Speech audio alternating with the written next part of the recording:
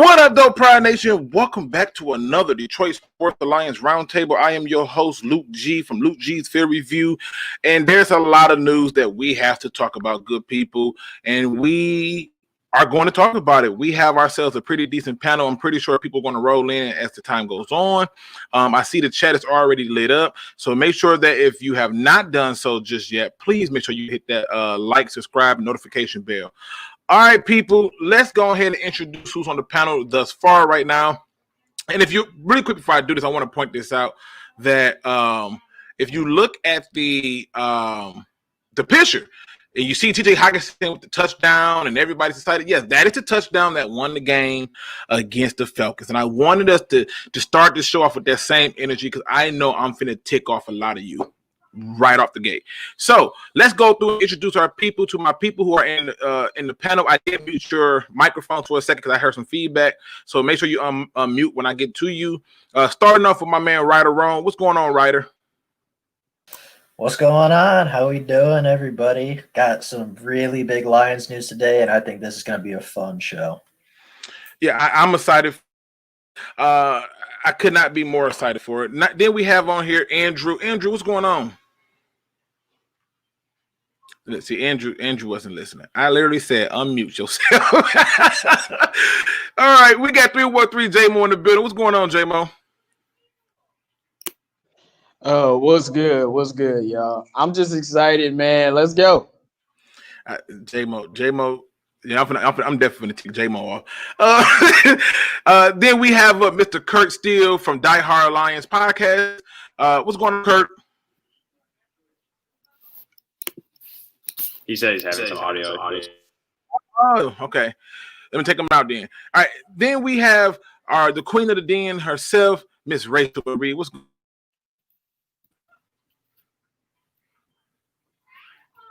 on? I don't know why nobody. Hey, no one's talking because he muted us all, man. This is new to us. Right. I literally said I muted y'all because I heard some feedback. I thought we was listening. All right, but anyway, listen, good people.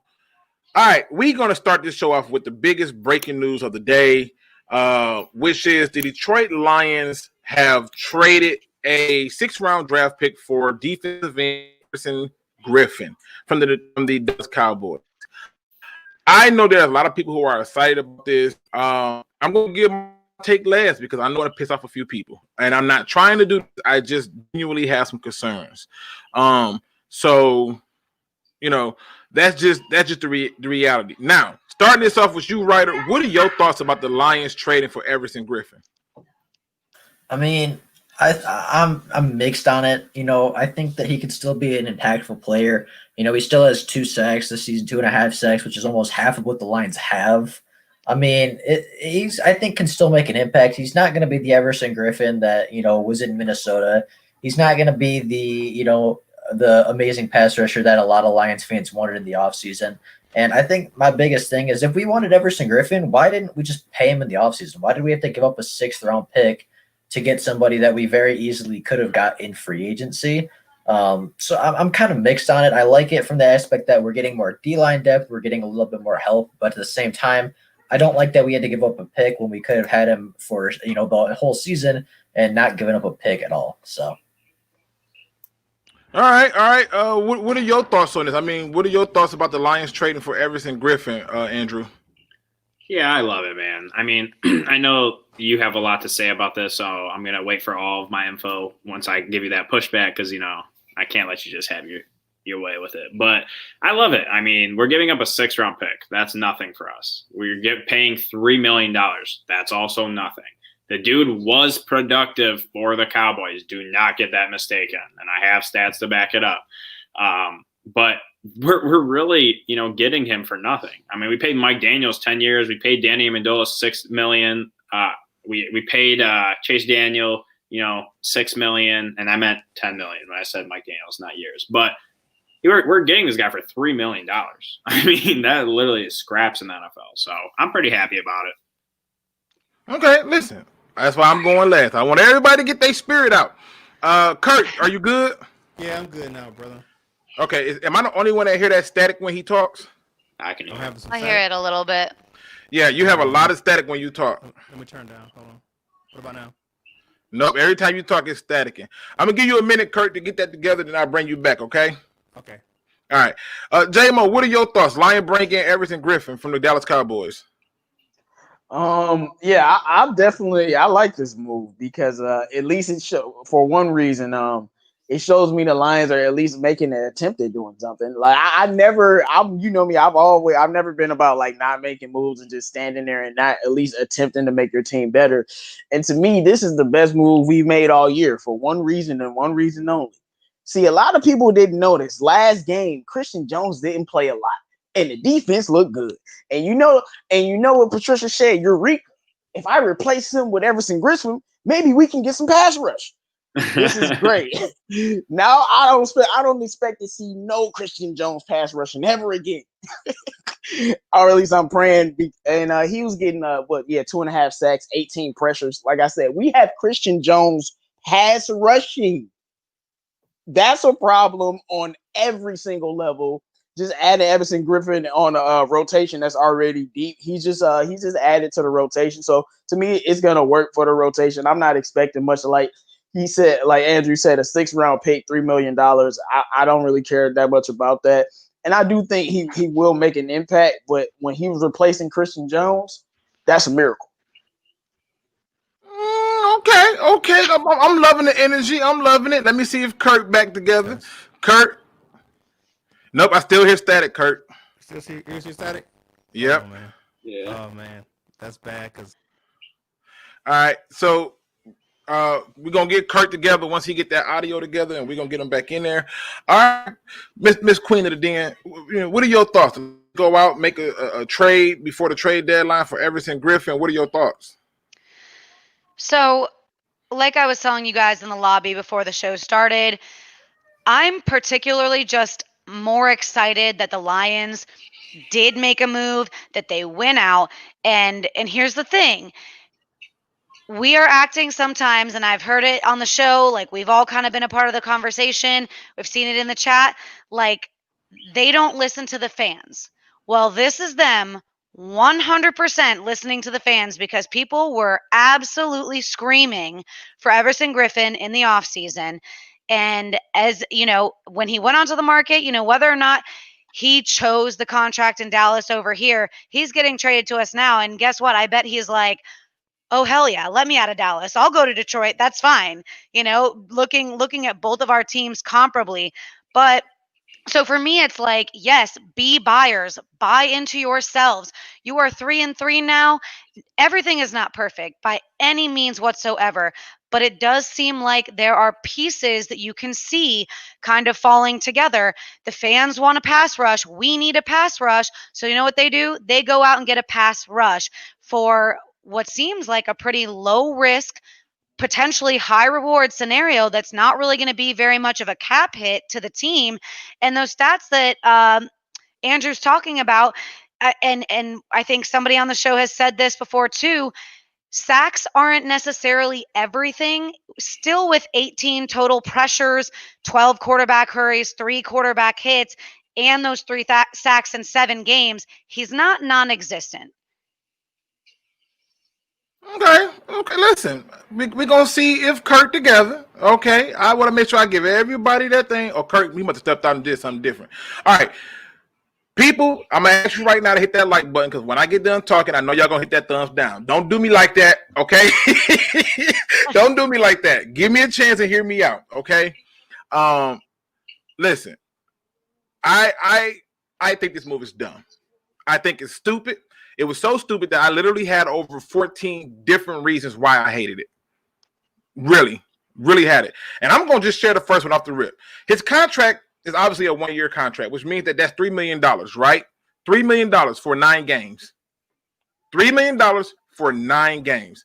The Lions can literally lose to the Indianapolis Colts, and the seat for the general manager and them are back hot. The second reason I think this is a dumb move. His production for this season has been lackluster. It's a lot to be desired. And it goes to show that when you see that the Dallas Cowboys were willing to put him up for trade. The third reason I think this is a dumb trade is because the Cowboys were going to cut him. Okay, we were the only trade partner they had. Okay, the only trade partner that they had, and my attitude to it is you can cut him. And before somebody say to me, well, if you cut him, who's to say he wants to come here? Then we shouldn't have definitely not traded for him, because the last guy we traded for who didn't really want to be here took our money and snatched and ran off.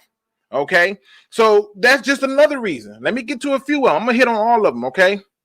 Now, we had 6 total picks for the draft before we made this trade. We now have 5. All right, that's another one. Romeo Core is better this season than him. That's not me just being funny. That's a fact. Okay, that is a fact. That's not me trying to be facetious or just trying to drum up information or anything like that. That's not me doing that. Like Romeo Core has been better than him. And that's with Everson Griffin getting more playing time than Romeo Core. So hold on. I also have a reason why I think this is dumb is he is not the missing link to the Lions pass rushing problems. That ain't it. I don't see that not one bit. He's definitely going to be playing out of position. We are not a 4-3 team. We are a 3-4 team. We run a remnants of a 4-3, but it's not. It's still a 3-4. And he and a 3-4 under the Cowboys look like what you saw, which is why he was up for trade. Okay, but a fair question here is because Jordan Cartwright, and it's just before you go on, in the chat, he made a really good point that I liked. If I can't find it. He said him being picked up as a sign, it could indicate that we are changing our schematic preferences that shows that the coaching is starting to understand what doesn't work. We not. I doubt that because the last 2 games we've been trying to run more of a 4-man at the line system, and this move suggests that. But I want to say I could care less if Romeo Core has been better than Everson Griffin. I like Romeo Core. Hold on. Before you go down that road, hear me out. He's not going to be taking his spot. I understand that, but before you go down that road, hear me out. Hold on, Curt, are you back? Yeah, I'm back. That's a little bit better, but it's still a little staticky. All right, so let me finish going down my list because I'm not gonna hit on all. I'm gonna hit on one that I really that just jumped out to me. This is another reason why I think this trade is dumb, and I know people are gonna call me the Grinch. I know people are gonna say I'm hating. Oh, I'm out of my mind. I get it. I get it. I get it. But I'm just telling y'all, we're not getting the Everson Griffin from the Vikings. We're getting the Everson Griffin from the Cowboys. Those are 2 different players. Okay. Yeah, but I think everybody knows hold on. And the Cowboy fan base ain't mad that he's gone. And that's a testament to it. Now, I'm finna get into some more deeper parts to it because next year's salary cap is uncertain. And now you know that he's on a 1-year deal. And you might be saying, well, what it got to do with anything? That's got to do a lot because we know that $3 million that he has, the $3 million that he's going to get for this season, takes money away from us signing Kenny Galladay. Okay? It just takes money away from it. I also think that it's a dumb trade because it's an overreaction to a win by ownership to allow the general manager to make any type of trades or moves. But do you believe in signing skill players over trenches? Do I believe? No, I don't believe in that. I got mad when we cut Bo Ben Shaw for a running back that I knew he was going to cut the next day. And what happened? He got cut the next day, and they brought Bo back. Yeah, and I'm going to tell you this. Everson Griffin is not going to prevent us from signing Kenny Galladay. That's just a ridiculous reach right there. That's ridiculous. like that's a sky level reach. Yeah, the money for Galladay will be there. If they want to give it to him. If they want to give it to him. Okay. And like we got Christian Jones pass rushing, replacing him with Christian Jones has literally done nothing for us pass rushing. So replacing something with nothing is a plus. But nobody expects Everson Griffin to be some stud monster. You think Lions fans expect that? We expect him to be a good rotational piece. I don't know why you think we expect something different. JMO, and that's the point though, is he's a rotational piece. He was playing 6% snaps, led their team in pressures, almost led their team in sacks, was outperforming DeMarcus Lawrence on half the friggin' amount of snaps. You put him on our team, we are rushing 4. Regardless of 4-3-3-4 defense, we are now rushing 4 people. And I guarantee you, our starting 4 with Everson Griffin is a better starting 4 than with Christian Jones rushing the passer. So I will take Everson Griffin at $3 million a year for a 6th-round pick. We literally cut frickin' Huntley, and he was a higher pick than that. You know, so those late-round picks, yeah, they hit sometimes, like a Pennicini, whatever. But other times, you get someone that the coaches don't like. So I'd rather go get Everson Griffin that's going to rotate in and trust him more than Christian Jones rushing the passer or Tavai rushing the passer. Listen, again, I for one, am not killing y'all on y'all view. I'm not killing you on yours, man. That's fine. That's fine. I was about to say the same That's thing. fine. That's fine. But the reality is him coming in changes the way that we use Trey Flowers. They already been playing around with Trey Flowers at outside linebacker. All right. And I think he needs his hand in the dirt as he's a better pass rusher with his hand in the dirt. Let me ask you something, Luke. Hold on. Let me finish. They already going to play around with that. So on top of that, you did that. That's the first thing. 2. Okay. So if the Lions turn around, and lose to the Colts, right? Or let's say the Lions win against the Colts. Let's say the Lions go to the playoffs. Let's say the Lions win a playoff game, right? Let's say Everson Griffin balls out and do what he was supposed to do, right? Guess what? If he does that, and the pick that we got is a conditional pick. From rumors, it could be as high as a 4th or a 5th. That's what I'm hearing, 4th or a 5th, if he meets certain milestones. And if he don't, you just gave up another draft piece that could be used for something else. Meanwhile, we did the same thing and getting excited when Mike Daniels came here. We got nothing for it. We got excited when Snacks got here. He wanted out. If this guy was somebody that we could have got, we didn't have to do this. We could have did it smarter and waited for them to cut him and took our chances with him. So my question for you, Luke, is, all right, a lot of people are going to be like, well, where do you play him? Because you got Romeo. What everyone seems to forget is Trey Flowers played a lot of D linemen, okay? You could bring Trey Flowers in and have Everson Griffin and Romeo on the outside with Danny Shelton also on the inside. And to me, again, I would still take that over having Christian Jones and some of our other weak-ass linebackers try to rush the passer. And as far as your whole, well, we could have waited, what if someone did make the offer? You know what I'm saying? Like, you're saying no one is, but that is not for certain. This guy just no, that's not right. That's not right. I didn't say no one is. I'm saying you let him hit free agency and you name the price and do it. And that's all I'm pointing out. I'm not saying that you gave up capital. We got 5 draft picks next year. And if they fire this head coach and this general manager, the new head coach comes in with 5 freaking draft picks and a host of people on a 1-year deal. Yeah, not thrilled about that. Sorry. I don't care about this is about this season. I don't care about a new guy. You can always get more draft picks by trading players. So they can always get more compensation. No, because this is ridiculous. He's about to come here and be a rotational piece and add and get us pressure and add sacks to this team. Like I'm gonna say, I swear, 5 weeks from now, when he has done more with us than he did with the Cowboys in 7 weeks, I'm gonna be right here because I'm always here when you say this ridiculous stuff and you go, oh man, I was wrong. And I'll be like, I was right once again. This is ridiculous. I'm gonna be absolutely ridiculous. Complaining about a rotational piece for a 6th-round pick. Okay. We had a rotational piece in Mike Daniels. We complained about him. Daniels, we paid him way more money.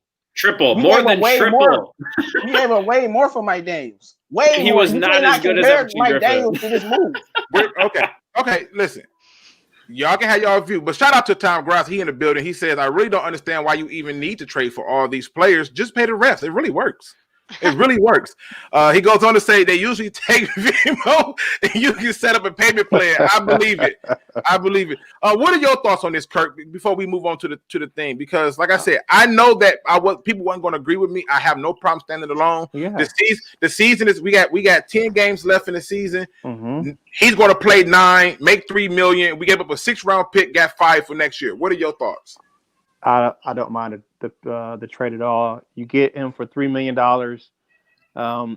You lost Julian Okwara, Austin Bryant. Who the hell knows who that guy is because he's only been on the roster by name. We haven't seen him in a game since he's been in Detroit.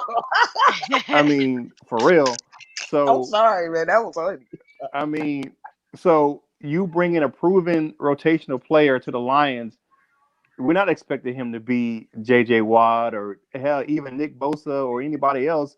We're expecting him to be a good rotational player who comes in and helps our pass rush. That's all we asking the help of him to do. We're not asking him to be the next coming of Lawrence Taylor. We're asking him to be himself and get after the quarterback, and he can play on the outside and he can rotate inside. So he's a fit for that Patricia 4-3 style hybrid defense. I like that. I like it. There was no like really. You didn't take a big chance by trading for him for a 6th-round conditional pick. It's just a no-brainer for me. I'm good with it. Okay, listen, again, like I said, I know this is going to be something that people are going to disagree with me on, and we got 9 games to see it. So, I mean, and I find it funny. I find it funny that everybody is so now in this belief that, he's going to be a rotational guy, and we know how to rotate guys in, right? We know how to use our talent, right? No, they're going to move Trey Flowers to the outside linebacker, and he's going to be the DN. Him and Romeo Okwara are going to be your 2 DNs. Mark my words. Man, Mark my words. Come on, man. Okay. No. Okay. Mark your words. Okay, we gonna see versus the Vikings, man. Okay. Watch. It's good. You're gonna see Everson Griffin. And you're going to see Everson Griffin. You're going to see 25 snaps. That's what I'm going to see. Okay. All right. If he gets 25 snaps against the Vikings, obviously, he can't play this weekend. You got to get him caught up to speed. But I'm just telling you that it's not going to happen. What's not going to happen? Trey Flowers playing his natural position because we got Everson Griffin on a $3 million deal. We playing this man $70 million. But Griffin is going to take his spot on the defensive end position. What are you talking about? Wait, are you saying Everson Griffin? I mean, are you saying that Trey Flowers' natural position is outside linebacker? No, I said no. Right, exactly. You heard it here first. Now we moving on. I said defensive end. I said defensive end. Yeah, he said defensive end. Okay, I didn't say linebacker. Listen, right, defensive end. Right, you're saying he's going to take Flowers' spot in his snaps. J-Mo, listen. You're saying defensive end. I heard you loud and clear. Now hear me. I'm telling you, they're going to move him to outside linebacker. I'm telling you that's ridiculous. That is ridiculous. Well, get ready for the ridiculousness. You already see him dropped in coverage. What are you talking about? Yeah, but he's still playing way more snaps at DN and D lineman. Everson Griffin is not going to change that. Everson Griffin going to be on the opposite side, spelling for Romeo Okwara. Why? Why would they do that? Why would he be on Flowers' side? Flowers is the starting D lineman. That's why he's going to be on his side. Flowers is why. You just said in the game. You just said in the game against. You just said in the game against the Falcons that they didn't play Christian Jones as much, right? Right. Okay. They're going to put Flowers there. They're going to put Everson Griffin as the 4th rusher instead of using Christian Jones at all. Okay. All right. Listen. Okay. We got 9 games to see it. Luke. Yeah. I want you to explain to me your thinking of why you think that they're going to put him at why in the hell would the Lions put Trey Flowers at outside linebacker? I mean, it doesn't make any. What you're saying doesn't make any sense. I know it doesn't. But it's the same thing that they did with putting Tracy Walker in the box. So I'm trying to figure out what part needs to make sense. It's the same team who has a running back running wild and they cut his snaps. It's the same team who turns around and is dropping their best pass rusher before they had an Everson Griffin. If you believe he's now the best pass rusher, before they had an Everson Griffin, they was dropping him in coverage as an outside linebacker. And they were having him dropping the coverage from the DN spot. If they're doing it then, they're going to do it even more now because they're going to feel like we got Everson Griffin. I know some people in there saying that they could put him at D tackle. He's not finna unseat Pennicini and Shelton. Them two are balling. They are stuff in the middle. It's not normal what they're doing up front. He's not taking a spot, not even as a rotational guy. They're going to get them all on the field at the same time, and I just think that's what it's going to be. So you telling me John Pennicini going to keep Trey Flowers from being on the D-line, and Everson Griffin going to keep Trey Flowers from being on the D-line? What I'm telling you is... But no, he asked you, why do you think... Answer his question. You went on a whole thing. I did not. I'm answering the question. What I said, not what you're saying, what I said was this, okay? I said This the same team, because his question to me was, why do I think they're going to do it? My reason is because they've been doing stupid stuff. They've been doing dumb stuff. Let's not act like because they beat the Falcons all of a sudden, because the Falcons did something stupid in our favor, that now all of a sudden they're going to do smart stuff. It's not happening. Okay. So instead of talking football, they just been doing stupid stuff, so they just gonna do it. Like I said, ridiculous. We gonna see. I can't wait. Okay. We gonna see. That is so ridiculous, man. I cannot wait, man. You giving the people the content they need, man. Don't worry, I'm gonna be here in 3 weeks, man. You know I want. That's what I want. I don't leave, man. I'm gonna be right here. Hold on. I just didn't understand. And I'm not saying that that what you're saying, you don't have a valid opinion for yourself. I just don't understand your train of thought. That's cool. I mean, I get that now the Lions aren't, I'm not sitting here to saying that that in 2 weeks that Newt Rodney just took over the team where, we have one of the best coaches staffs in the history of football. I'm not saying that, but you have to give the coaching staff some tools. We lost a pass rusher in Junior Quora, and we brought in Everson Griffin for $3 million. I'll take that all day over playing Christian Jones or the aforementioned invisible man, Austin Bryant, on the defensive line. I'm just saying that. Listen, I'm not knocking none of y'all viewpoint. All right, to the next question. The Detroit Lions have beat the Atlanta Falcons on Sunday. This is a win that many people thought was unexpected. So I kind of wanted to kind of piggyback off of that win and kind of ride that high a little bit. But obviously we had the breaking news for Everson Griffin. So I wanted to jump on that. Now we got 90. We got 90 in the chat. I don't know how many likes we got up. I'm not looking. But if you have not hit that like button, please do so. Don't give me a thumbs down because I'm thinking different than most people. All y'all got to do is wait 9 weeks. In 9 weeks, you can come back and thumb this damn video to high hell, thumbs it down to high hell in 9 weeks. But right now, just take into account that I'm telling you, I've seen things that just don't make sense to me, and I've questioned it from a lot of standpoints. I'm just pointing out. I'm also the same person that believes that Jeff Okudah should be playing safety for us, but that's another story. Now, starting off with you, Curt, how do you feel about the Lions win on Sunday versus the Falcons? I mean, it was a win a game that we should have won. Now, it took an incredible amount of circumstance for us to win that game. I'm not gonna lie to you. Like I said on the post game, the sun shines on the dog behind every now and again, and it seems like everything just kind of fell the Lions' way on Sunday. And I'm not overly exuberant about it, but I will always take a win instead of a loss. Okay, what are your thoughts on that, J-Mo? I mean, they get the win because the reason I'm asking this, I want to see how y'all keep the same energy when I get to this next question. Because this question right here, I love it. I just love it. So somebody gave it to me, and I can't wait to talk about it. So what are your thoughts, J-Mo? I think it was a great win. I mean, I don't, regardless of what goes on with the season, that's gonna be one of the wins that we talk about as Lions fans, because like that was one of our greatest wins, one of Patricia's best coach game. But at the end of the day, it's the Falcons. But my thing is, everything I know as a Lions fan has told me we should have lost that game because I think that's what OMG was talking about. And we found a way to win the game. Like, come on, like, how did we win? Like, Todd Gurley really just like was like here, like, but like it was a miracle. But at the end of the day, it's another win against a bad team. You got to continue. All right, what are your thoughts, Rachel? I mean, I was pretty stoked on it. I get stoked every single time the Lions win, and y'all see a lot of times in my videos, I say we can go on and on and on about the bad, so I always try to pick out the good. I was feeling like Stafford has ice in his veins, for real.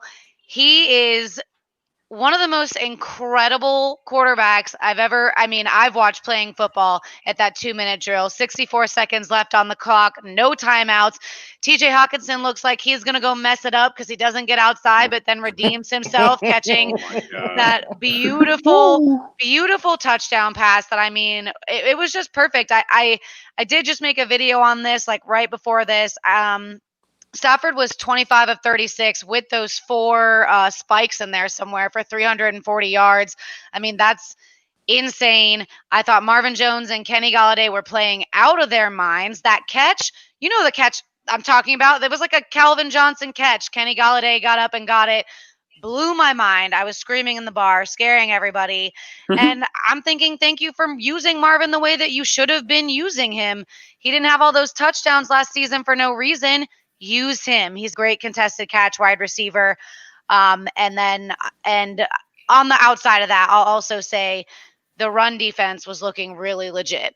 2.5 yards per carry. Not that, I mean, Atlanta was blocking for him that well, but I think it's time to start thinking about whether or not that front four is something legit against the run. They've been putting up some good showings, so I don't know. That's how I feel about that win.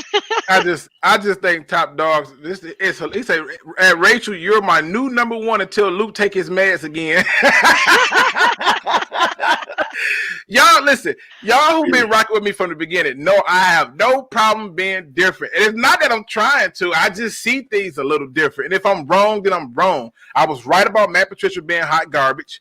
I was right about a number of different things. And I'm wrong about a number of different things. It's football. I love this part of it. It's about trying to figure it all out. And I enjoy it. But the meds, man, I'm good. What are your thoughts on this, Andrew? The Lions got that win on Sunday.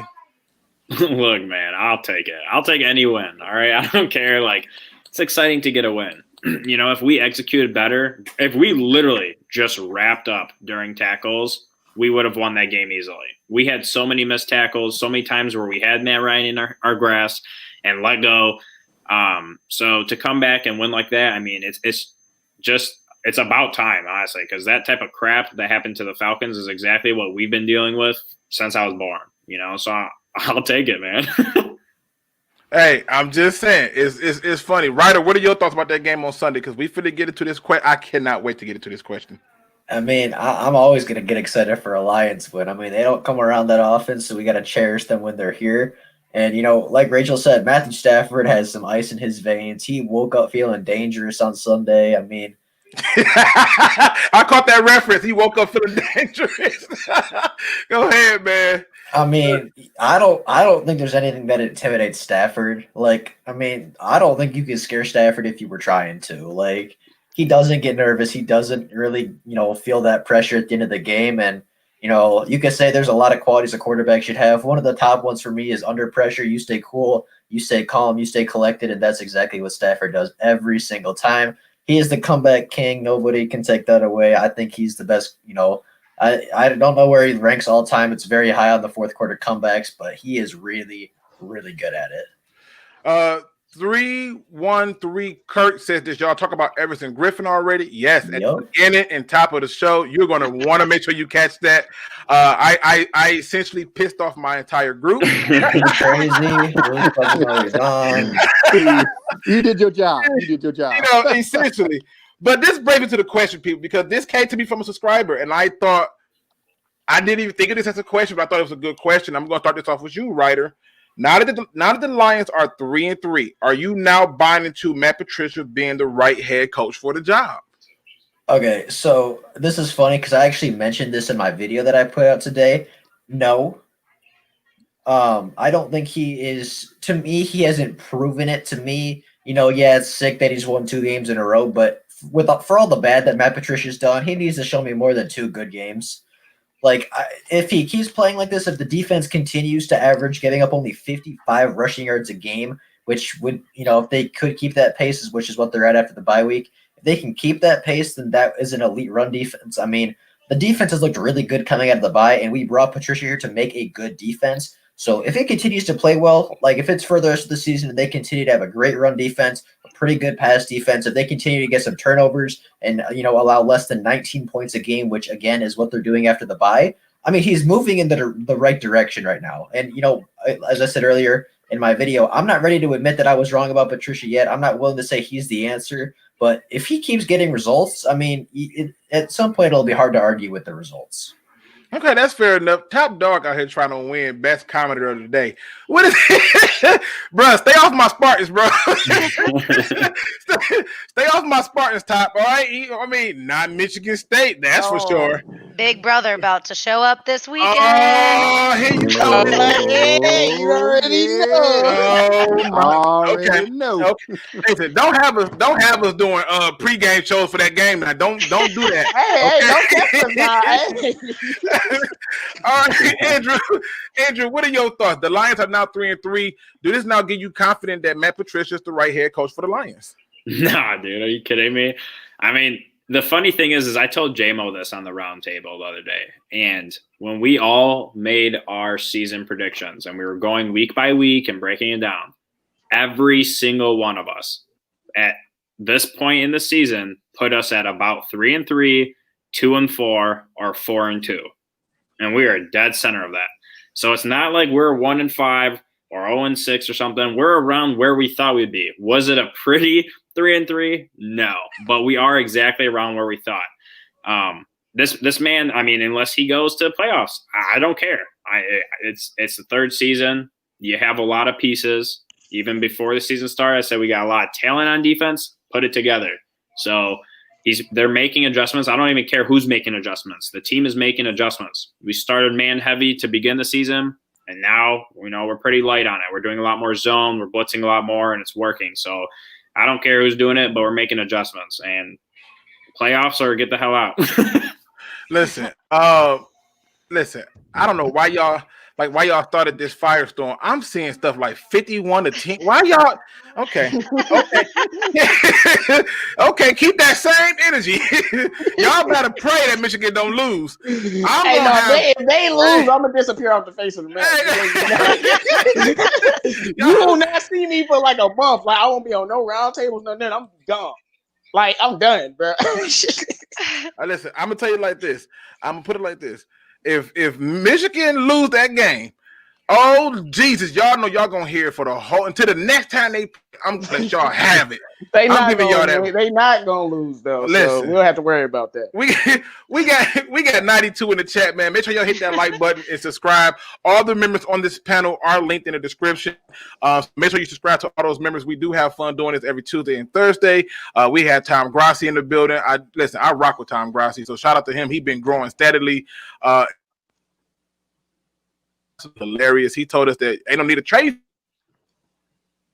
And the referees, it really works. so that's a good start. What are your thoughts on that, Curtis? I mean, we're 3-3 now. Do you now believe that Matt Patricia is the right coach for the job? I had this discussion with Shawnee J, my co-host, earlier. Shout out to my man Shawnee J, my co-host over the Die Hard Den podcast. And I am with Ryder. He has to show me more. I mean, a 2-win streak versus 2 1-win teams? Nah, because that's not really showing me anything. Those are games we were supposed to win. So he's going to have to make a deep playoff run for me to say, yeah, he can stay on. But right now, he still got to go. Hey, listen. Okay. Oh, listen. This is intriguing. J-Mo, I know you're gonna do something to be different. J-Mo, we 3-3 right now. Does this show proof that Matt Patricia is the right head coach for the job? So I remember didn't you have that question was are we gonna run the table? Yeah, I remember that. A subscriber asked that. Yeah, so no, I'm dead serious. If he runs the table or comes close, well, I mean like goes 9 wins, 10 wins in a row, or 8 wins in a row. Y'all might say that's ridiculous, but I'm dead serious. If we had a better coach looking at this schedule, that better coach would lead us to 12-4, 13-3. Like if we had Sean McVay, Bill Belichick, or something.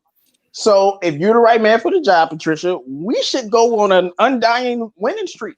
I'm serious. And that's what will show me. Because at this point, you haven't shown me anything. Like I said, the Bears loss is a scar on my heart that I will never forget. Y'all, see, I don't think y'all hurt like me. Losing to Trubisky is just a different level the way we lost that game. And I won't forgive him for that.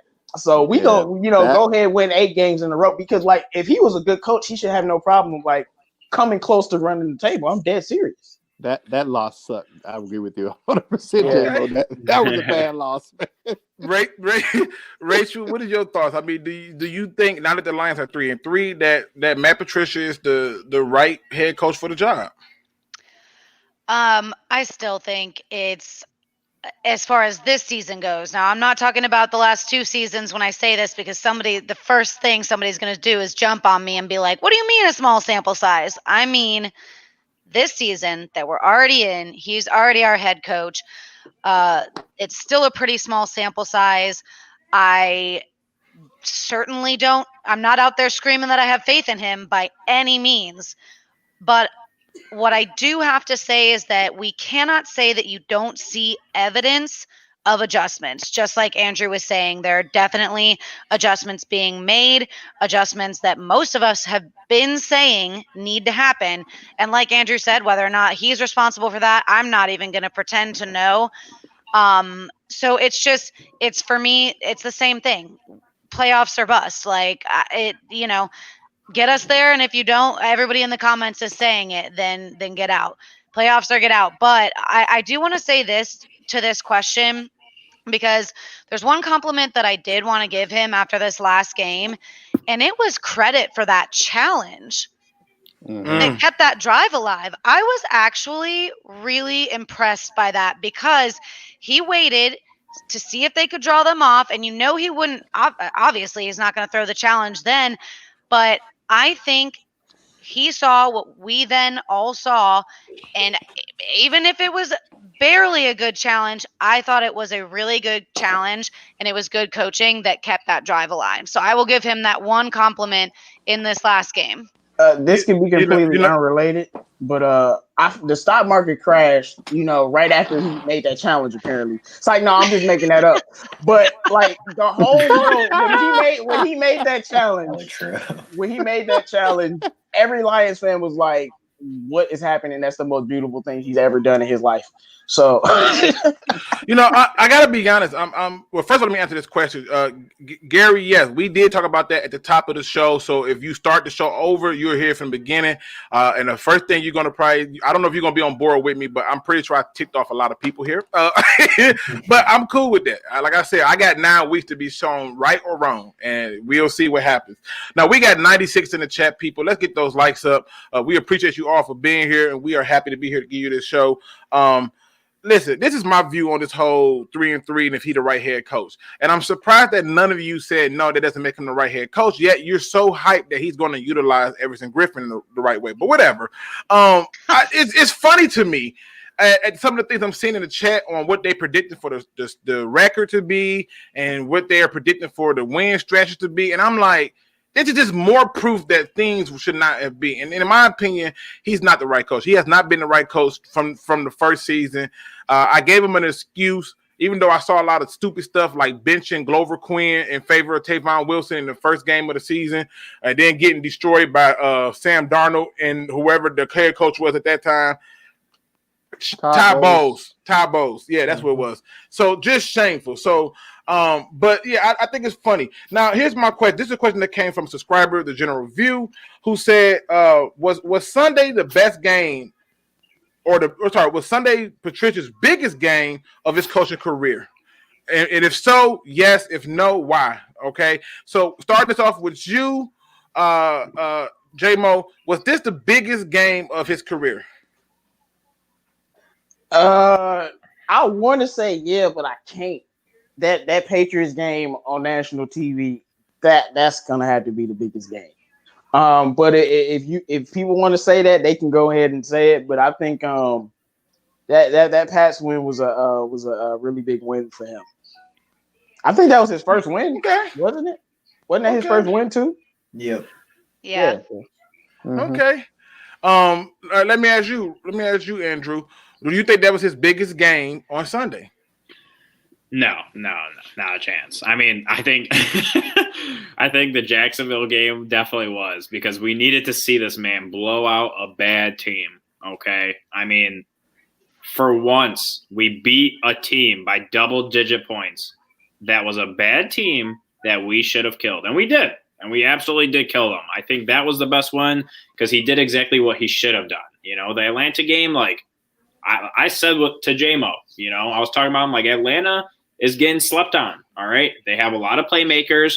Their entire defense was hurt going into the first 4 or 5 weeks of the season. They played better throughout this week and last week. Like, it was a good game overall, but there's definitely other games that were more critical. Okay, we got 100 people in the chat. We got 45 thumbs up, 2 thumbs down. Let's get those likes up, ladies and gentlemen. As we keep talking about our Detroit Lions, who obviously today, if you have not heard, have signed defense. Well, sorry, I can't even say it's a sign. It's a trade. Have traded with the Dallas Cowboys a 6th-round draft pick for defensive end Everson Griffin. So we've talked about that at the top of the show. You definitely want to go back and check that out. You're probably not going to be happy with me, but I'm just calling things the way I see them, and I could be wrong. I don't profess to know all the answers, but I see certain patterns, and I respect them. What say you, Curtis? Do you believe that this past Sunday was his biggest game?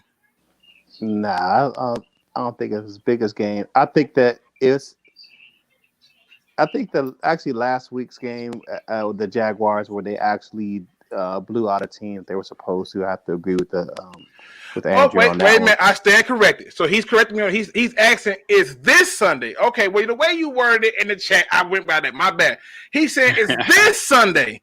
This Sunday against the Colts. The Colts. Okay. Is this going to be his biggest game? Okay. All right. So let's go through and run through that one really quick. Is this Sunday going to be Matt Patricia's biggest game? It could be. Yeah, it could be. Why? Because it could be one of those things where if they win, that will make against a winning team, that puts the team on a different trajectory for the rest of the season. So I can say it could be one of his biggest games coming up on Sunday. Okay, what say you, Ryder? Is this upcoming game against the Colts the biggest game of Matt Patricia's career? When you say biggest, do you mean most important or his best coach? Listen, however you want to view it. This is your interpretation. I mean, as far as, is this the most important game in his career? No. I mean, I think the Arizona game or the Jacksonville game were more important. But if we want to win this game, if we want to, beat a really good Indianapolis Colts team that has arguably one of the best defense, well, not arguably, has one of the best defenses in the NFL, Patricia better have his best game as a head coach because we're going to need to hit. Man, I just love me some JT Sports, man. If you ain't subscribed to JT Sports, you're missing out on great content. JT Sports is thinking how I'm thinking. He ain't lowering his energy neither. He said the Lions barely beat the Cardinals despite being a +3 in the turnover margin and had to win on a last-minute field goal. A good team would have won by +10 if then they Seattle's were +3. Not a good team. By that logic, then Seattle is not that good of a team. JT, you got look. Exactly, JT, that's what I was saying. JT, who cares how we won that game? Kenny Galladay was clearly hobbled. Like, we went on the road and we beat them. Like, I don't see how that's a bad thing. Don't be coming at us, JT. Y'all beat them barely. Oh, okay. So JT feel like y'all on fire with the Bears beat us barely, didn't they? The Saints beat us by what, 4 points? So what we're talking about, the Bears beat us by a miracle. Let's be honest. Hey, listen, I'm Andrew. just saying, most people think I'm just saying the general consensus is that Seattle's a good team. That's all I'm saying. Actually, Seattle's a Super Bowl contender for most people. Yep. I mean, listen, and I just love that JT is unapologetic. It's 102 in the chat. I'm not sure what the likes is at this point. I got to go back and look. But if you have not hit that like button, please do so. Listen, is this week the biggest game of his career? Yes, because he's getting fired at the end of the season anyway. And to me, I mean, listen, let's be honest. Everything on this week hinges on a lot of different things. At the end of the day, even if we reverse the question, was last week his biggest game? Yeah, because if he didn't win, he was getting fired. If he don't win this week, his seat is still hot. So you can't. The thing that I don't understand about people or this fan base is everything that people complained and got upset about with Jim Caldwell not beating winning teams and not. It's the same thing Matt Patricia doing. He's just not even winning. Like, it's not even close. Like the man just matched his win total from last season, people. Let's just put that in perspective. So, I think it's going to be the biggest game that he has. And I think that he's still getting fired, in my opinion. I mean, like I said, outside of him making it to a Super Bowl, I think he gets fired. I just don't think he stays. This next question that comes up again comes from subscribers. I've been taking a lot of subscriber questions because I know they'd be having a lot, so I'd be want to try to grab them. This question is: how do y'all feel about the Detroit Lions being road warriors? Wow! So all three of our wins have come on the road, and he wants to know how do we feel about them being road warriors? Starting off with you, Rachel. I mean, I know we've won 3 on the road. I don't know if I like the term road warriors just yet. But I think it does honestly say something about the mental toughness of the team. I've always thought that, all else aside, even against bad teams, it is harder to win on the road. And we can't forget, there were fans in Jacksonville and Atlanta. So these were not empty stadiums, because somebody's going to say, yeah, with no fans, it's not that much of a home field advantage. We'll stop, because there were fans in Jacksonville. There were fans in Atlanta. Less fans or not, they're pumping actual crowd sounds. Oh my gosh, my brain totally shut off there for a second. They're pumping crowd sounds in to match anyways. I mean, boos and all that. I mean, it's a different feel for them to play probably with no fans, but there were fans at 2 of those games, and I'm not going to take away from the mental toughness I do think that it takes to win on the road, and now I'm just asking them to bring it home. Okay. What say you, Andrew? How do you feel about the Lions being road warriors?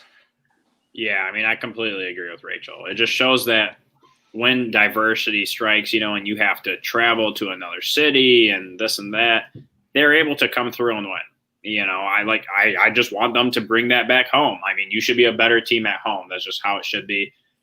But it's nice to see that when we are going to another team stadium that we're able to pull through. That mental toughness is definitely key. So hopefully they kind of expand on that down the stretch.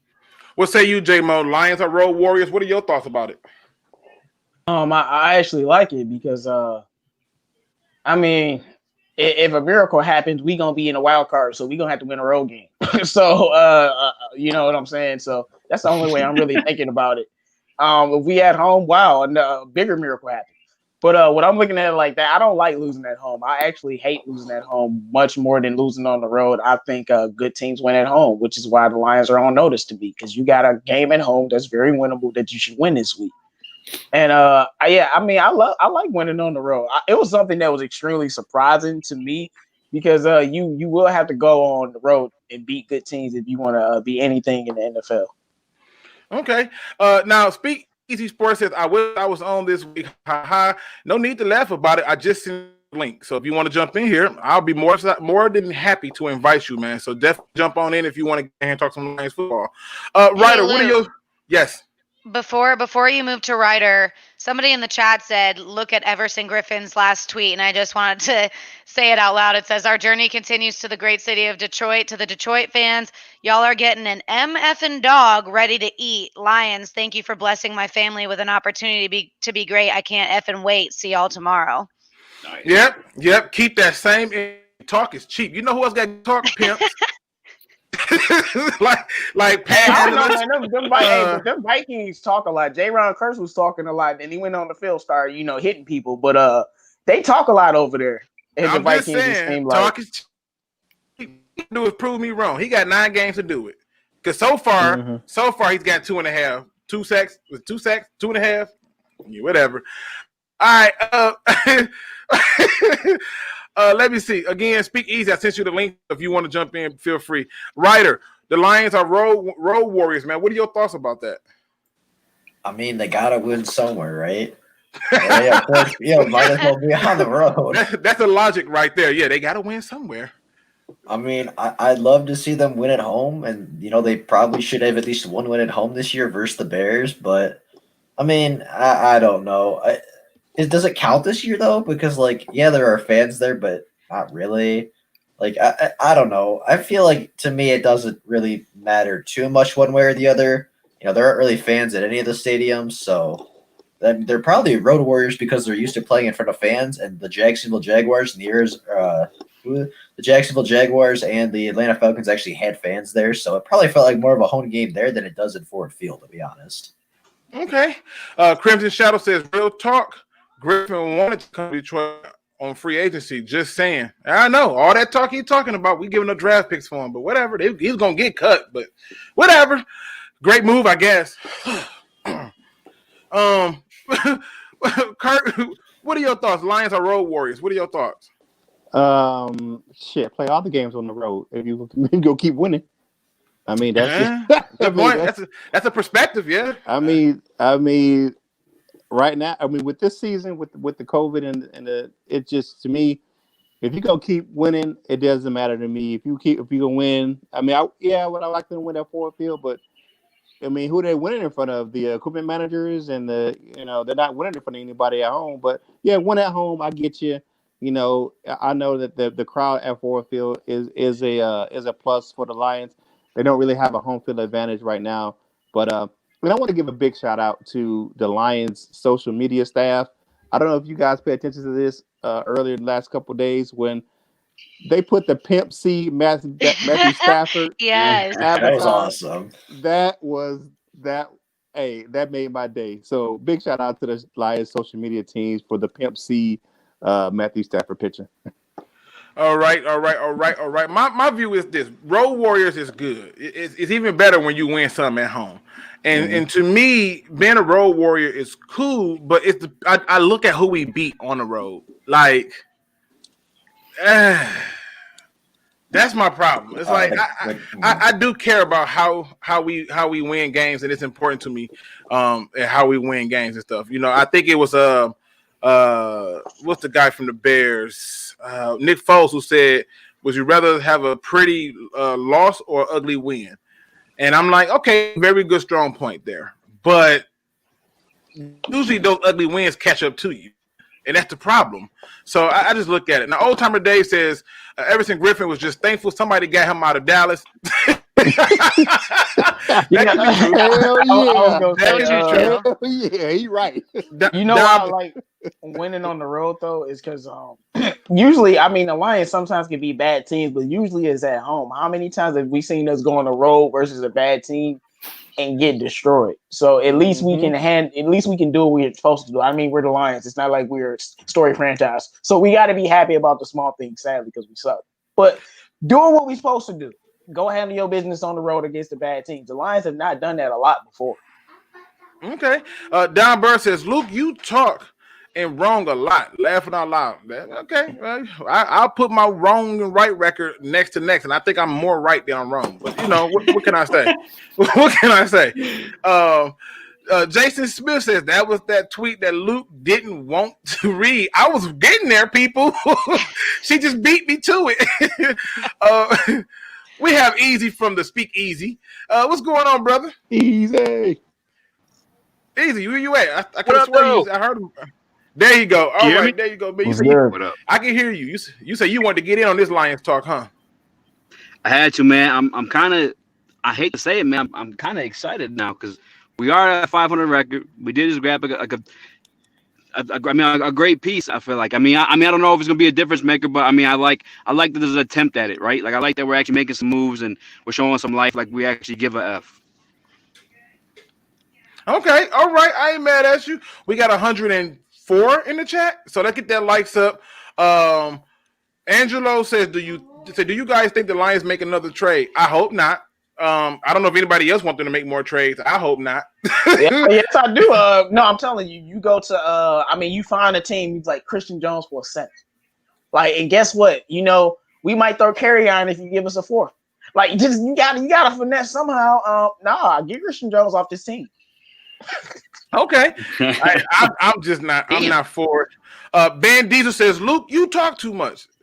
It's pretty much what I'm supposed to do on a talking podcast. Like, I'm pretty sure that's the criteria. That's what happens. Like, right? You getting roasted tonight, man. Yeah, I mean, right? Like, yeah, it's like if the joke is funny, I'll laugh. But like, isn't that what I'm supposed to do as the host? Keep the show going. But okay, logic, people, logic. Come with some better material, and I'm gonna laugh with you. I love laughing at myself. Luke got faith in Patricia. Who said that? Did I say that? Who said that? Man, he just cussed you out. Man, listen, that wasn't me. Easy. Let me just kind of get you on some of the things, man. What are your thoughts about? I mean, obviously we talked about Everson Griffin, but what are your thoughts in terms of, like you said, the Lions are 3-3? Do you now feel like Matt Patricia is the right coach for the job? Hell no. If anything, man, he proved me wrong, man. Hell no. Listen, I am so confused at how everybody is like, no, he ain't the right coach. But y'all just swear he finna coach up some good stuff for this guy we just got. I just don't get it. Here's the thing, though. I don't think you need to coach stuff up. I mean, like Everson Griffin said in the tweet, you know what I'm saying? My man's a dog. He was a dog in Minnesota. You know what I'm saying? I don't think he's a guy that needs in to Minnesota. Up, you know what I'm saying? Minnesota, not Dallas. Yeah, but I mean, here's the thing, though, too. Like collectively, like that's a team thing. Like, I don't know. Okay. But hopefully he fits well with us. Well, listen. Well, look, easy. I'm finna hit you with one. We're gonna see how you really feel, because this is my question, and I really got to talk about this. What are y'all thoughts on, starting with you, Easy? What are your thoughts on the Lions offensive coordinator Darrell Bevel after seeing him call the plays for 22 games? Man, it's for some reason, man, I don't hate it. You know what I'm saying? And the only reason why, and maybe I'm just like, maybe he's happy because of how terrible we were before. But when we had my man, was it Joe Lombardi was here before?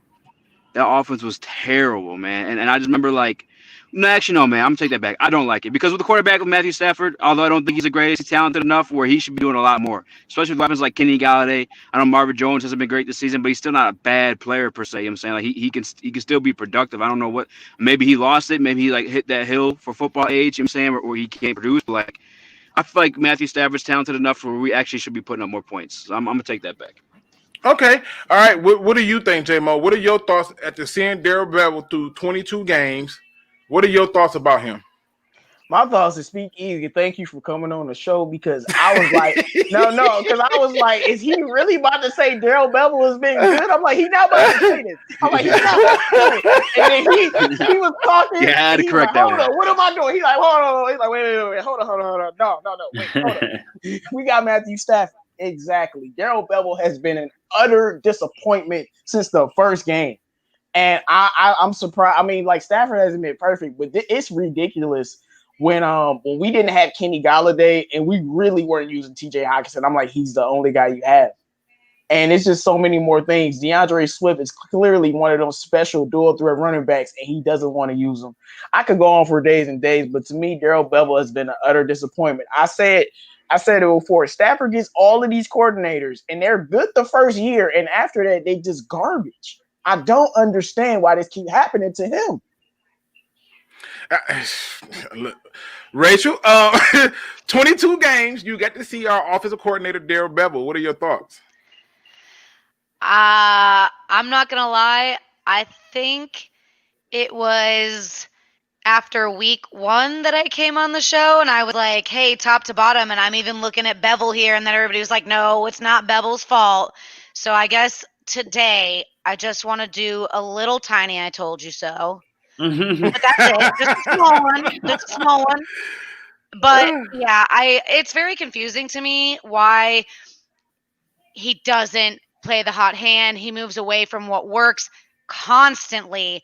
And the play calling, although in seasons prior looked like, oh yeah, he does this because he switches it up a lot. Like you're not really going to know what's coming next, but he's fallen a lot into that. Or one of his bad habits has always been run, pass, and then some kind of, crazier play that makes you go, okay, well, we forgive him. Well, this season, we're much less forgiving because we are like, use your offensive weapons. What are you doing?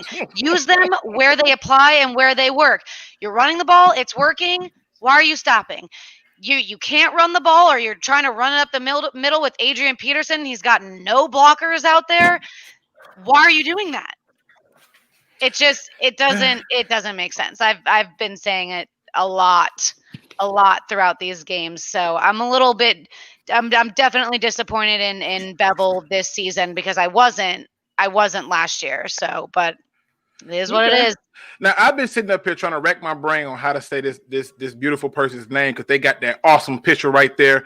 I don't even want to botch your name, so if you give me a short pronunciation, I will do my best to give you credit because I'm all about that Sparty life. And right after that, what we get? My man Bosso 313 with that Luke Sparty party. Yeah, you right.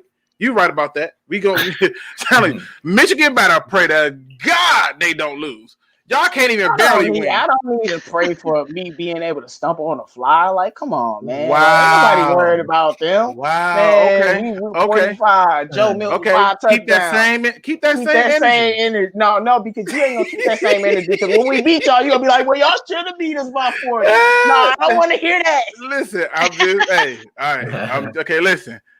That ain't none of my business. We go bounce this over to you, Andrew. What are your thoughts? It's 22 games. Offensive coordinator Darrell Bevel. What are your thoughts?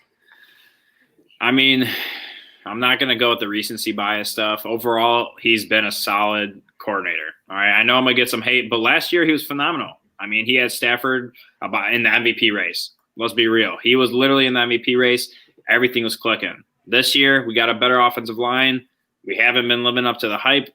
Partially, I mean, part of it is just the play calling. I mean, let's be honest. We're still putting up 26 points a game. That is not bad by any means, but it's some plays that are just freaking baffling. You know, like, why are you not using Swift more? Why are you running up the middle? Like, there's a lot of different ways to run the ball, right? And so, I mean, we're putting up the points. It's just we could be way more efficient and way more dominant if he did exactly what he did last year and then altered that run game. Because our offensive line is better. What? Can I ask you one question? Look. Go ahead. I would be with you about, let's take last year. That's more of a sample size. But I can't be with you. It's only one reason. He called a keeper with Stafford. And he did it again. He did it again. It's like you can mess up once, but then you did it too. Overall, it's not bad. We are putting up points. It's just if he called it in an aggressive way like he did last year, I guarantee you we'd be top 5 in offense, 30-plus points a game. But he is doing some dumb shit. Like the quarterback keeper, waste of a play. Running up the middle, back-to-back plays, that's a waste of a drive, not even just a play.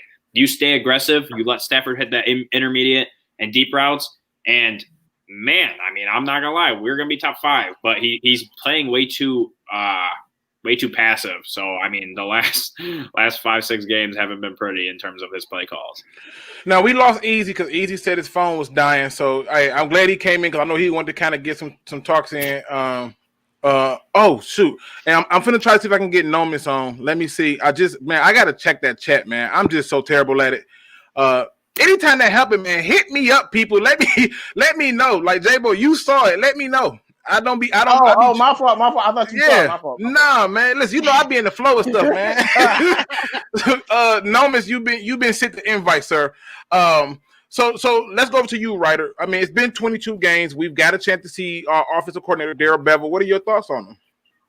I mean, I think that, overall he's been okay. If you look at the full 22 games, but I feel like this year he's got so much less creative. I felt like last year, there were some really cool trick plays. We had the flea flicker versus Green Bay. We had that one where where I believe it was J.D. McKissick got a handoff to the outside. They passed it back to Stafford, deep shot to Golladay, a touchdown against the Giants.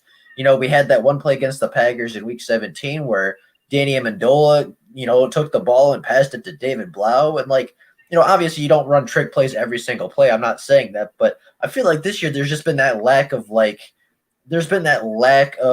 ingenuity. There's been that lack of creativity, and it's just run up the middle. It's been very bland play calling, and I feel like we need a little bit of that spice back. We need a little bit of that excitement. And I put this in the chat earlier. Did anybody see when Jamal Agnew was at Wildcat quarterback? Yeah. Game? Like, what are you doing? Bevel, what are you doing? Like, I mean, I didn't even notice it the first time because nothing happened. He didn't even use Jamal Agnew on that play. Stafford could have handed that ball off and it would have worked better. He said, we got the Hook Cam in the building. What's good, Hook Cam? What's going on, Cam? Nomis has just joined us. What's going on, Nom? What's going on, everybody? Been a long time. Yes, sir. Yes, sir. No, we bring you in right out the gate with the question, man. We've got 22 games to see Darrell Bevel. What are your thoughts on him? Listen, the thing is with Darrell Bevell, okay, a while back I tried to make the case that it was like his first year, and that's why we didn't run the football. But I had to realize that was a load of garbage because the fact of the matter is, this is literally him in a nutshell. He did the same thing in Seattle. If you go back and backtrack, it was times where they running game, was top of the line, and they passing may have been like middle of the pack towards top 10, but then like it would fade off. One would be good, the other one would be kind of subpar. And it would just shade off. It's doing the thing. He's doing the same thing. How do you have allegedly the number 2 run blocking offensive line and you're still lacking on the yards off the ground? Doesn't make sense. Can I just say I like how you use that term allegedly. I love that, but it's funny because I think me and you were the only ones who wanted the Lions to go offensive line and build the trenches. Yeah. Like that's what. Yeah, we were the only ones that kept saying like, "Hey, build that trenches up, keep going." No, I'm talking about doing a draft when it was boiling down to a Okudah. We was like, listen, even if we don't even take Isaiah Simmons, take an offensive lineman. Oh, I said that too. Oh, okay, cool. Then it was me, us three. Then we all in the same boat. I'm all about building the trenches any day of the week, man. Really quick though, I want to try to move the questions because we got one more question before we get to the questions of the people. Curt, I already asked you the question about our offensive coordinator, correct? Curt must have stepped out for a minute. Here I am. Okay, Curt, I already asked you the question about the offensive coordinator, right? No, you did not. All right, what are your thoughts on it? It's been 22 games. You got a chance to see him. What are your thoughts on him? Up and down. I will say this. I saw a chart today on pass happy teams, and the Lions were pretty much even. So he's brought balance to the offense, but it's a bad balance because he doesn't use his offensive weapon. I have to agree. Like he doesn't ride the hot hand. Like, and I wanted to hit on this. Like, why is Adrian Peterson? I love Adrian Peterson.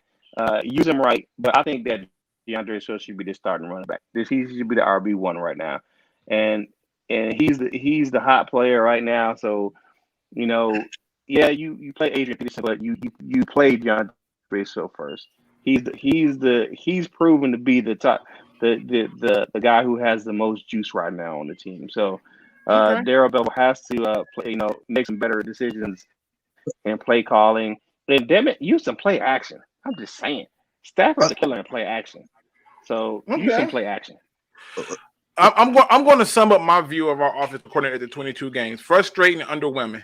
I just want more. I desire more. I require more. I'm asking for more. Mm-hmm. It has to happen. And to me, I'm expecting him to make some adjustments to get better. Understand that he has like these long game plans that set up stuff down the road, but I'm over that. And I'm not really with it. So here's the thing. This is another question that came from a subscriber, which is a fairly new subscriber. It was a guy who just started a channel. He don't want me to put his name out there because he's going to change the name of the channel. So when he do, I'll give him his props. But his question is, should the Lions fans fear and be afraid that the Lions coaching vacancy is not as appealing as others? So that one kind of blew my mind for a doozy. We're going to start this one off with you. Ryder. Do you think the Lions fan base should be concerned about our coaching vacancy, like compared to other teams, like possibly the Falcons, possibly the Texans? Like, do you think like they should have concerns about us? I mean, I think that, I think every team obviously has different, pluses and minuses. Both teams, or, every team with a coaching vacancy is obviously a bad team, right? If they were a good team, they wouldn't have a coaching vacancy, or they wouldn't. They'd have a head coach if they were a good team, right? So, I mean, I'm not going to say that, Detroit is a bad landing spot for coaches because they're a bad team. I think this team has a lot of talent, and they've showed that over the past 2 weeks. I think the big knock on Detroit is that, there's this stipulation that the ownership and the Fords can't do their job. And I think that's where a lot of people, get the idea that nobody wants to come here. Nobody wants to come be this coach. And, to an extent, I think that's true. But, I don't necessarily think that NFL head coaches look at it the same way fans do. I don't necessarily think they look at it as, oh, I can't go to Detroit. I don't want to be there. Like, this team has a lot of talent. there's a reason that there were a lot of fans that were super optimistic about the season because this team has talent. This team can play really good ball when they're healthy and when they're coached well. And, yes, it might not be appealing as some other jobs, but I also think there are a lot of jobs that are less appealing than the Detroit Lions job, mainly the New York Jets. That is bad. Okay. Boy, that's right. Okay. What say you, Curt? Do you think we should have any type of concerns, or should we have any kind of fears that our coaching vacancy spot is not better than others that are going to be open? I think that the Lions, as far as the coach, I'm never really worried about the coaching vacancy being an issue. I know it's an issue for free agents. That's the thing for us, but the coaching vacancy for us, I think a real coach, a guy who wants to be a leader of a team, they're one of those guys who wants to help the team make the next step, or says I can turn this team around, or I can help them achieve greatness. So I think that with that being said, I don't think that the coaching vacancy is an issue for the Lions. I just think that really it's the free agency part of it, not the coaching. Okay, so in the effort for time, I'm just going to see. Do anybody think that we should be concerned about it or no? Yes, I definitely think we should be concerned. Okay, tell me about it, J-Mo. Yeah, so if I'm a head coach, the number one job I'll probably be looking at is Dallas, because I think McCarthy's gone. I mean, they have so much talent. Like, I'm dead serious. I'm telling you, Dallas about to go like 13. They gonna fire him. He said Dallas. He said McCarthy gone. You think he done? No, he is out of there. Y'all really think he's gonna stay? He's gone. If they do that, I want to know, what did the Arizona Cardinals and Dallas know that the Lions didn't with Patricia? I just want to know. Hey man, different story for a different day. I think the Falcons' job is a little bit appealing, and then after that, you probably think of coming to the Lions because of the flexibility. I feel like the Falcons and the Lions have the same kind of flexibility, meaning we could get rid of our quarterback and our star receiver and move them, or we can keep them and try to make the team better. And I think any GM or coach will like to come into a team where I can get rid of all the talent and rebuild, or I can keep it and try to build my own philosophy. But yeah, because Mike Vrabel. Yeah, that's all I gotta say. All right, so listen. Wait, can I answer this question?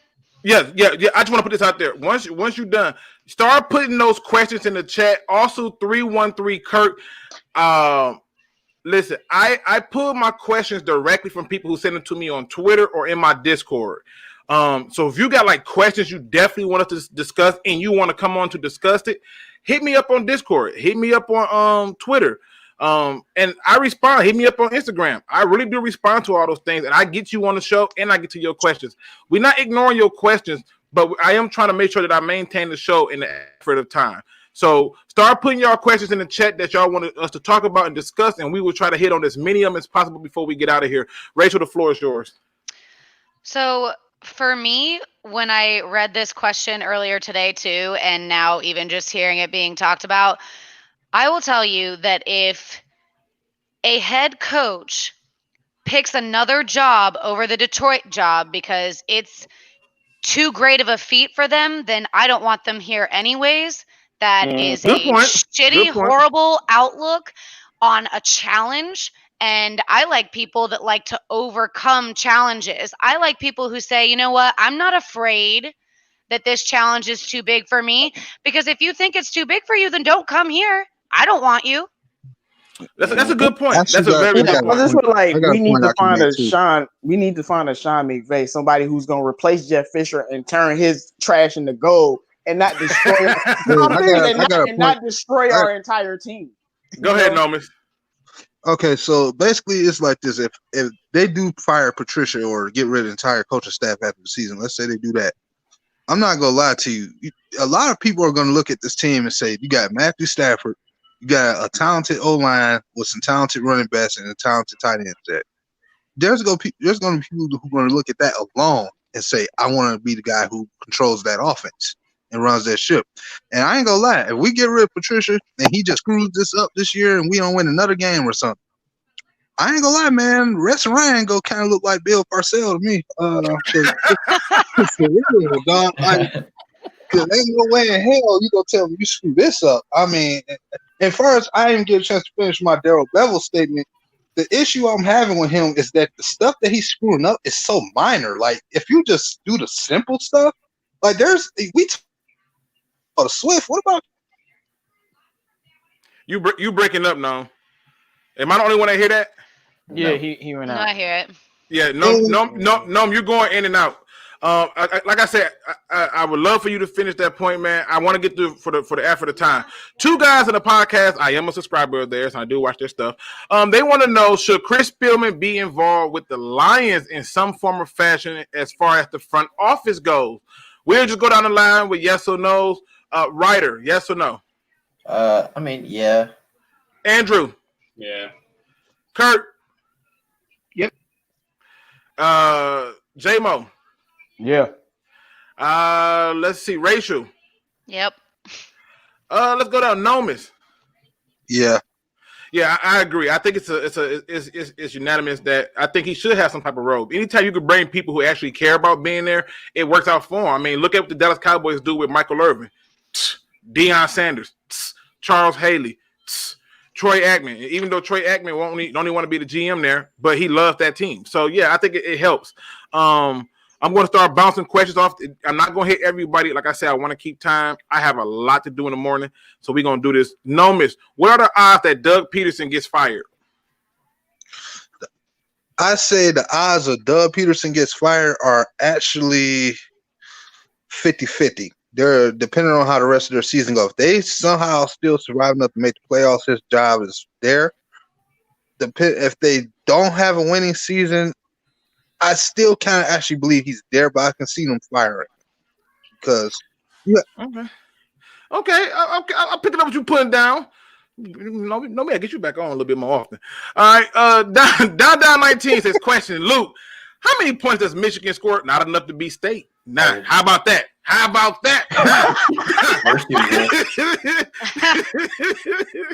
Y'all ain't finna keep coming for my team, people. All right, let me get down here. Question for the roundtable: has Bevel ever coached an offense that's had this type of skill, positional talent all at once before the Lions? Yes. Mm-hmm. The Vikings, the Seahawks. I mean, yes, he's had that kind of talent. Who just bounced out of here? Was that Rachel? Yeah, Yep. I think so. Yeah. Okay. Yeah, I mean, listen, yes, it's happened. And it's not no mistake, man. Cam's an excellent point, Rachel. Yeah, we gotta get Cam back on here too. Cam is my partner in crime with film study. Sometimes when it comes to linemen, because I know he's a little bit more versed in that area, I'm like, am I looking at this wrong? And he'll kind of help me get it together because sometimes them linemen, I focus on those small things so hard. so hard, and I don't need to. Crimson Shadow says, how about Peyton Manning for a head coaching job one day? No. No. Do anybody in the panel want Peyton Manning to be a head coach? I mean, GM, yes. GM. I was gonna say, I think he'd be a great GM. I'm going coordinator GM. That's what I'm thinking. So you think I'll like go a coordinator? quarterback coach. I was Quarterback gonna coach. say maybe a quarterback coach. Okay, but head coach, we are all saying no. No, Peyton Manning gonna have to prove himself before I say that. I mean, I'll just say Kellen Moore do okay. I mean, I guess. Hey, he ain't head coach though. No, facts. That is true. That is true. Let's see. I'm gonna keep going through all these questions and try to hit as many as we can. Let's see. Does anyone else feel that Josh Jackson is better on the right side than the left? No. So it's funny you say that. Somebody brought that to my attention, and I was like, really? So I went back and I watched some film, and I was like, oh. But I think what the problem is when he went to the left, how can I best put this? The way we run our offense, a lot of the times that we're running to the stronger side. And for some reason, it's our right side of our offensive line. We run to the left a lot, but the right side somehow has been better since Joe Dowell has been out. And so I think that's what the struggle is. He's just adjusting to remembering his assignments from the right to the left. That's all I can think of. But wait, so he's back. So he's on the left permanently now? I thought he went back to right. No. So you remember obviously Joe Dow went in, but then who else went out? Somebody went out dehydrated, and then they put in that Matt Nelson dude. Oh yeah. And so Terrell Crosby. Terrell Crosby. It's one I can't remember who it was, but I was watching the film. I was watching the film for the last two games, and I was just paying attention to the offensive line. And I did see one play where he got like completely walked into the backfield, like against the Jacksonville Jaguar. I'm talking about like escorted out the club, put on the curb. Like I'm like, bruh, like it wasn't pretty. Yeah, but like where was he at on against Atlanta? Because we didn't have a rotation, so we had our I believe he's at the left, if I'm not mistaken. I believe he was at the left. Crosby started again at the because you got Big V at the right guard. That and V at the guard, Because injury, he keeps not mobile. Yep. So outside. Yeah, like I said, a lot of the stuff I have to like. If it's not in front of me, I don't remember it. So I have to like really think about it. Easy is back in the building. Easy. We just answering a few questions from the people before we get up out of here. What I'm gonna do is one day I'm gonna have a free for all one day, and I'm just gonna have people coming in and jumping in, talk and get out and keep it going. That's something I just want to do. I think it'd be fun to do, and we'll see. Would y'all be cool if Griffin takes more time from Romeo than he should? Rotate with Flowers. Oh, well, I'm not gonna answer this damn question because y'all know how I feel. But Easy, would you be okay if Griffin took some snaps from Romeo Okwara? Yeah. I mean, when he played in Minnesota, was he? Because he built like an inside dude. So you know how those 3-4 defensive have the defensive end, but really look like a defensive tackle position. Is he truly playing like the edge? Yeah. Everson Griffin is the edge guy. For sure. Yeah, he's an edge guy. Yeah. I saw footage of him at the 3-tech, and he's an edge guy. Yeah, he wasn't doing that John Pennicini let me clog you up move. It wasn't happening. Okay. So let me bounce that question off again. Would anybody be upset? Because I know I'm already suspecting. I would be. Absolutely. Okay, why would you be upset, Nomis? To me, why would I take a guy, it's Everson Griffin, why would I take a guy who's been hot for me all season and give him reduce his snaps when I'd rather take a chance on throwing this guy across from him and letting them all rush at him at the quarterback instead? I'd rather do that. Okay. Like I said, in the effort of time, I'm gonna speed through this. So I'm gonna start rapid firing one question to each person. This one right here says from the great one, Mike. I'm gonna get this one to you, Rachel. It says Stafford told Nate that he is going for MVP. Do you think he can turn it around and actually be the MVP and be in the MVP discussion? I think if he turns it around, that automatically puts him up for the MVP discussion, especially if we're looking at, the first few weeks or so starting the season. And then if he continues playing like that in Atlanta, and that's what we're talking about, turn it around, then absolutely. I think he has to be part of the discussion. Okay. I'm going to toss this one immediately to J-Mo.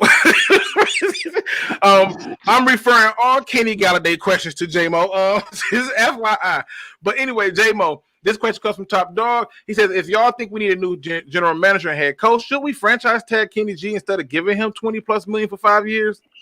No, because if you're going to rebuild your young quarterback, he needs to be able to throw to a Kenny Galladay. So, no. You pay Kenny G his money regardless of what's going on with the regime.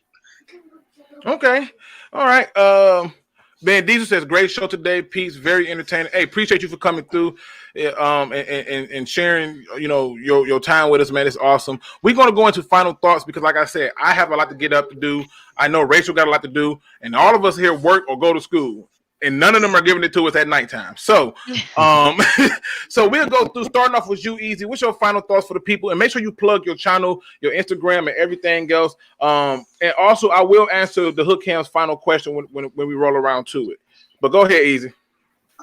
I apologize for being late. And I don't know if today, guys. I apologize. I appreciate you giving me the opportunity to come on too. But I'm Easy from SpeakEZ. It's just that simple. Type it in on YouTube. SpeakEZ Sports. We're big on MMA. We're big on football, basketball. We just brought in a baseball guy because I'm not big on baseball. But my final thoughts for today, man, is optimistic, right? Like I want to be optimistic after a win. Granted, it was a close win, but a win is a win. I want to be optimistic that the fact that they're trying and that they're gunning for their life at this point. They're gunning for their careers with Matt Quin and Coach Patricia. So we're bringing in a guy, Everson Griffin, who's been successful in other schemes and I guess throughout his career. And I just want everyone to be optimistic going into the second half of the season. Okay. Nomis, what are your final thoughts for the people? Nomis? Oh, okay. My bad. Yeah, man. Final. I gotta say, I really appreciate y'all for letting me on the show. There's no about what I still got nothing but love for everybody on the panel, and I actually do agree with everybody when it comes to Everson Griffin. That includes Luke, because I do see. I can tell that they were planning on trying to trade for somebody like him because they did put him out there at outside linebacker. So it kind of almost makes me wonder if they might be trying to test him there for a while. For the at least temporarily. So we'll see how that works out. But of course, as I always used to say, is God bless everybody on the panel with me and on the chat. Y'all have it safe. Everybody stay healthy, wash your hands, and I'm out. Absolutely. We're gonna keep it going. We're gonna go on down there to you, Mr. Curt. What are your final thoughts for the people? I like the Everson Griffin move. Big shout out to my man Shawnee J over at the Die Hard Den podcast. So go to our YouTube channel, subscribe, our Facebook page, the Die Hard Den podcast, and our Instagram at die_hard_den_podcast. But for today, I just want everyone to stay optimistic. Drink some Kool-Aid. This don't make it too sweet. So with the Lions, I've learned, you have to take it day by day. So I like the move. Let's keep building on that. I think we have one or two more moves to make before we can have a sustainable product in Motor City. And you know what I do. Whatever you do in life, you got to boss up, ball out, and be the best version of you that you can be. And go out and vote if you haven't voted already. All right. Next up, we're going to give to the final thoughts of you, Ryder. What are your final thoughts for the people? I think SpeakEZ said it best. You got to have some confidence. You got to have some optimism. We're coming off of back-to-back, winning games. We're on a win streak for the first time in a long time. We'll put it that way. The Lions just traded for Everson Griffin, and even though Luke doesn't like the move, he'll still be productive. He'll still get some good pressure, some good sacks. He'll still help out this line. And I don't think that the Lions are done making moves. Personally, I think that Patricia's job's on the line, Quin's job is on the line. They're going to do everything in their power to keep their jobs. So I don't think the trading is done. I don't think the moves are done being made. Hopefully, maybe we don't give up too many more draft picks, because I kind of like, actually watching the draft, actually watching my team pick up some players. But, I don't think the moves are done. I think the Lions go out and get at least one more player before this trade deadline hits. And, I think that they're going to go all in this season and try to save their jobs. Okay, listen. I'm picking up what y'all putting down. Let's go on over there to you, Andrew, one half of that dynamic duo from the real Detroit Lions fans. What are your final thoughts for the people? Yeah, I fully expect us to be the Colts. The Colts are trash. All right, I don't care what the record says. All right, they lost to Jacksonville. They beat the Vikings. They beat the Jets. They beat the Bears. They lost to the Browns, and they barely beat the Bengals. Their first 6 games have been literally against 5 of the worst teams in the NFL this year, and they have a 4-2 record. Cool beans. If we lose, I'm done. All right. I don't care what their record we lose, you want Patricia fired immediately, right? Yeah, 100%. I know people are like, but their record is good. No, they have beat the worst teams in the NFL, so I'm straight. So this better be an ass whooping. All right. And on that note, I'm out. leave it to Andrew to have everybody cracking up like, oh, he's so confident, right? He's like, yeah, they lose, he got to go. He got to go. But they win, yeah, baby. Okay. And Rachel, give your final thoughts. I make sure I ain't forget you, right? I don't want to forget nobody. Rachel, give your final thoughts. All right. So I'm with the rest of these guys. Don't get too optimistic. Cautiously optimistic, I think, is the way to go. But this fan base is so back and forth. Oh my gosh, we're the most bipolar fans in the world. We win Sunday.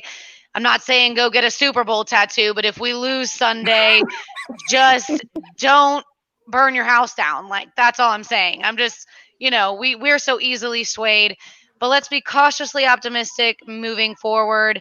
I'm actually about to have my whole computer set up again. So besides just doing like Lions analysis and recap and stuff like that on my channel, I'm going to get back to doing some of those like silly kind of parody videos that hopefully will help us stay optimistic despite whatever happens in the season. So definitely make sure that you're subscribed. I always love being on the show with the guys and getting to talk to everybody. It's been a little bit fewer and farther between them, but I'm hoping to get it back up to once a week. And as always, one pride. Absolutely. And let me answer this question real quick from the Hood Cam. I think he's been patient. Does this trade for Everson Griffin show you guys that Patricia is giving the keys to the defense, to Unlin? I thought he gave the keys to the defense way before this trade. I just don't see how week 1, I believe, was 81-point-something%. Week 2 was 82-point-something% of man coverage. Mm-hmm. And then all of a sudden, you just drastically just be like, "We playing zone." No. And then we all of a sudden got a run defense. I'm like, right. Oh, yeah, all of a sudden, and then take it a step further. We go on to play the Saints, and you see John Pennicini have a good outing. Then the very next time we get a game comes against Jacksonville, John Pennicini gets more snaps, and we play way more zone. In fact, we played the highest zone in the entire time that Patricia's been here. So I'm like, yo, these are all proof positives for me that, no, them keys been turned over. So good for him for letting his coaches coach and manage, because when you saw what happened when he let them coach and he managed, he was able to see that there was more than 11 guys on the field, get a great challenge. He was aggressive early on, aggressive late, made a lot of good decisions. And so at the end of the day, more power to him. I think he been getting them keys over. Now, last but real quick. Go ahead. Corey Unlin didn't know they traded for Everson Griffin until a reporter told him. Yeah, that's on Bob Quin. Bob just like they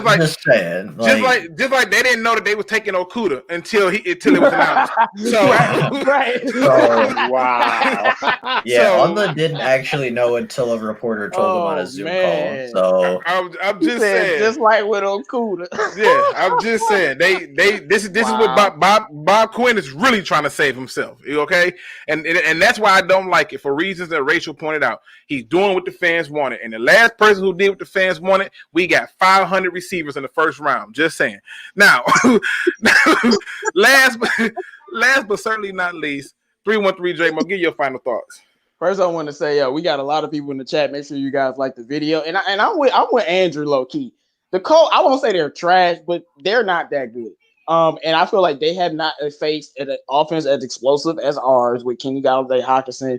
You had the Cincinnati Bengals score 27 and the Jags score 27. So to me, if the Lions can't score 27, Darrell Bell would need to be fired. I'm just saying, this is a game that the Lions should win, but we're going to see what happens. The Everson Griffin move is, to me, just a lateral move, but I love the fact that they went out and actually did something, because at least showed me they're trying to have effort and at least attempting to win and save their own ass. But at the end of the day, y'all always know what I got to say.